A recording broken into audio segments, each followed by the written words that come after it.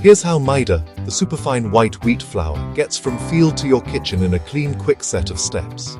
Hook time. Ever wonder why Maida feels like silk and makes flaky samosas and soft naans? It's not magic, it's milling science. Step 1.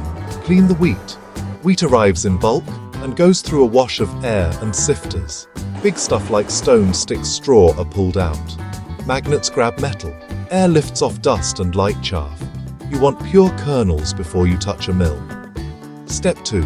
Temper the grain. The kernels get a precise misting of water and a rest. Think hours, not minutes. This tempering toughens the outer bran and softens the inside endosperm. Why? So the mill can crack them apart cleanly. Step 3. Break it down. Now the wheat hits a series of roller mills. The first break rolls crack the kernel open. Sieves separate the pieces. Bran, brown, flaky. Germ, tiny, nutrient-rich. Endosperm, white, starchy. For Maida, the goal is to keep as much endosperm as possible and send bran and germ away. Step 4. Purify the middlings.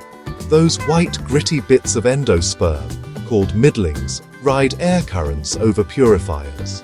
Gentle airflow and vibrating screens sort fine from coarse and carry off any sneaky bran specks. Cleaner middlings go forward. Step 5. Reduce to flour. More rollers, set closer together. Squeeze and shear the middlings into a fine powder. After every pass, the flour goes to a sifter.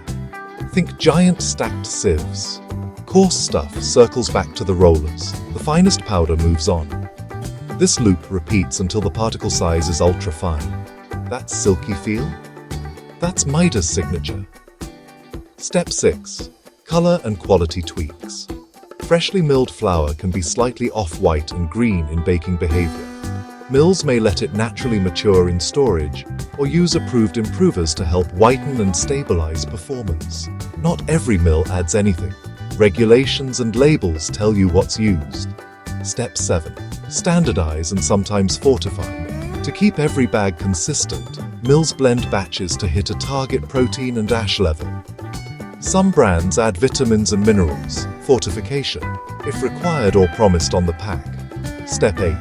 Test and pack. Quality labs check fineness, moisture, gluten strength, and color.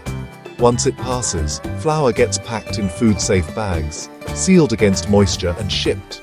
Your roti dough's new best friend is ready. So what exactly is Maida? It's refined wheat flour made mostly from the endosperm, with bran and germ removed. That's why it's white, low in fiber, and super smooth. It absorbs water evenly, stretches well, and bakes up light and crisp. Pastries, biscuits, naan, bhatura, samosas, cakes. Is Maida bleached?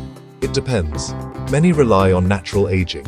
Some use approved whiteners. Check the label. Is it the same as all-purpose?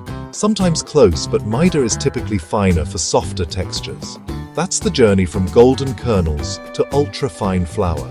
If you found this satisfying, tap like, drop a favorite Maida recipe, and I'll break down another pantry staple next.